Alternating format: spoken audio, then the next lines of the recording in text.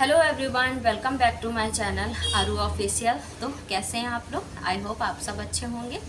आज हम लोग बात करने वाले हैं कि जब हम अपने प्रोडक्ट की लिस्टिंग करते हैं तो प्रोडक्ट की लिस्टिंग करने का सही तरीका क्या होता है और हमें किन किन बातों का ध्यान रखना चाहिए। क्योंकि अगर हमारे प्रोडक्ट की लिस्टिंग सही तरीके से नहीं होगी तो हमें कम ऑर्डर मिलेंगे और दूसरी बात ये कि हमारे ऑर्डर की रिटर्न होने के चांसेस बढ़ जाते हैं। तो चलिए वीडियो को स्टार्ट कर लेते हैं। और हाँ, अगर आपको हमारी दी हुई जानकारी अच्छी लगती है तो आप वीडियो को लाइक कर दीजिएगा, एक प्यारा सा कमेंट कर दीजिएगा। कमेंट आपका अगर कोई क्वेश्चन है तो आप वो भी कमेंट में कर सकते हैं ताकि मैं आपके कमेंट का जवाब अगले वीडियो में कवर करने की कोशिश कर पाऊँ। और मेरी पूरी कोशिश रहती है कि जिसका जो भी सवाल है मैं उसे नेक्स्ट वीडियो में रिप्लाई कर पाऊँ।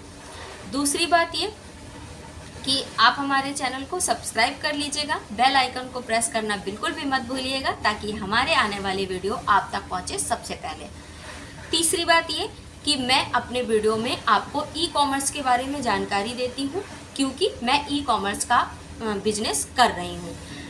लास्ट दिसंबर, अभी जब दिसंबर आया था तो दिसंबर के लास्ट से मैंने मीशो पर अपना काम शुरू किया था और अभी 15 दिन से ज़्यादा हो चुके हैं। मैंने अभी फ्लिपकार्ट और अमेज़ॉन पर भी अपना काम शुरू कर दिया है।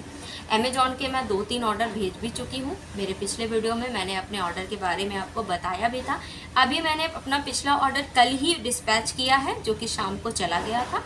तो आज हम लोग बात कर लेते हैं, समय को ना व्यर्थ करते हुए बात करेंगे कि हम अपने प्रोडक्ट की सही लिस्टिंग कैसे करें ताकि हमारे प्रोडक्ट की रिटर्न के परसेंटेज घट जाएं और हमारे प्रोडक्ट के ऑर्डर ज़्यादा से ज़्यादा हमें मिले। तो सबसे पहली बात आपको ये याद रखनी है कि जब भी आप अपने प्रोडक्ट की लिस्टिंग करते हैं तो उसकी फ़ोटो आपको क्लियर डालनी है। फ़ोटो आप किसी एक साइड से खींचकर नहीं डालेंगे, आपको फ़ोटो 2 या 3 साइड से क्लिक करके अपलोड करनी है। फ़ोटो बिल्कुल क्लियर होनी चाहिए। दूसरी बात आपको ये याद रखना है कि जब भी आप कस्टमर का ऑर्डर पैक करते हैं, कस्टमर के एड्रेस पे डिस्पैच करते हैं, तो आप उसको वेरीफाई कर लें कि आपने जो फ़ोटो उसमें अपलोड की थी, जो कलर, जो साइज, जो भी आपने उसमें मेंशन किया था, आप उसी को पैक करके कस्टमर तक भेजें ताकि आपका जो ऑर्डर है वो रिटर्न ना आए। क्योंकि दोस्तों, रिटर्न आने पर भी हमारे ऊपर जुर्माना लगता है। हमें 200 से 300 तक लगभग पार्सल का रिटर्न आने पर हमें पेनाल्टी देनी होती है। ऐसा नहीं है कि कस्टमर ने रिटर्न कर दिया तो आपको उसका पैसा नहीं मिलेगा। आपको उसका पैसा तो मिलेगा ही नहीं क्योंकि कस्टमर ने उस चीज़ को ख़रीदा ही नहीं। और दूसरी बात ये कि आपको अपनी तरफ से 150 से 200 तक कम से कम आपको पेनाल्टी देनी पड़ेगी। तो ये आपका डबल नुकसान रहता है। तो पूरी कोशिश कीजिए कि आपने जो भी फ़ोटो अपलोड की है, जो भी साइज़ था उसका, तो आप एज इट इज़ उसी के हिसाब से पार्सल को डिस्पैच कीजिए।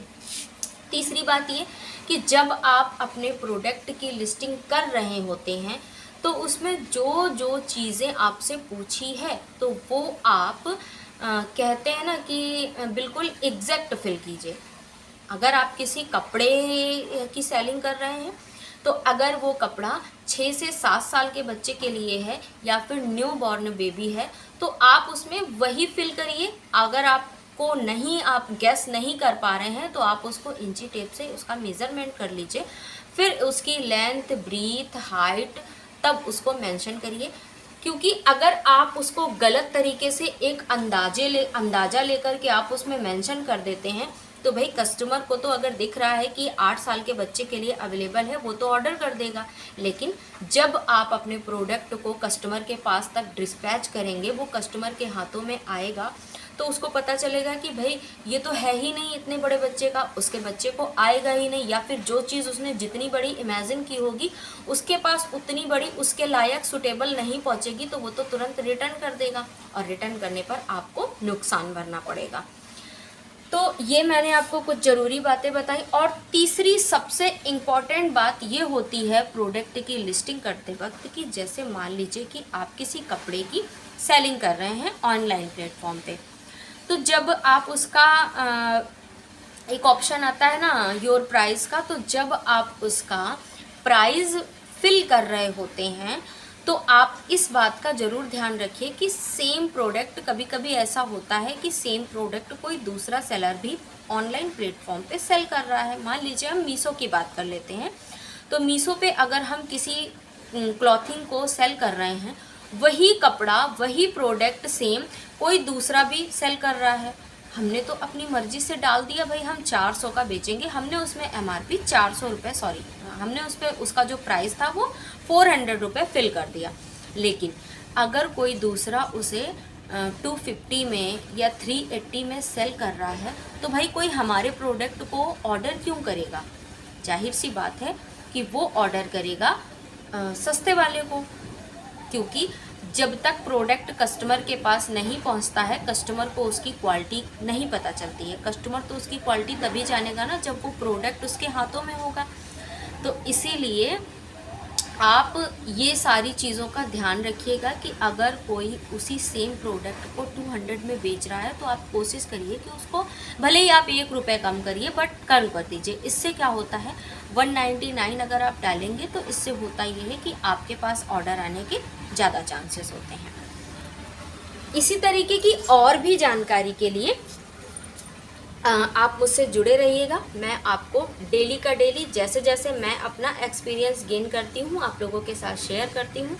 तो अगर आप भी अपने ई-कॉमर्स बिजनेस को स्टार्ट करने की सोच रहे हैं तो जी हाँ दोस्तों, बिल्कुल कीजिए। और अगर आपके मन में कोई सवाल है, कोई दिक्कत आती है, तो आप मुझे कमेंट करके पूछ सकते हैं। मीशो प्लेटफॉर्म सबसे अच्छा है आपको सीखने के लिए कि आप इस काम को कैसे करें। जैसे कि अगर मैं अपने बारे में कहूँ तो मैंने सबसे पहले मीशो से स्टार्ट किया था। मीशो से मैंने कम से कम 5-6 महीने उसमें काम किया।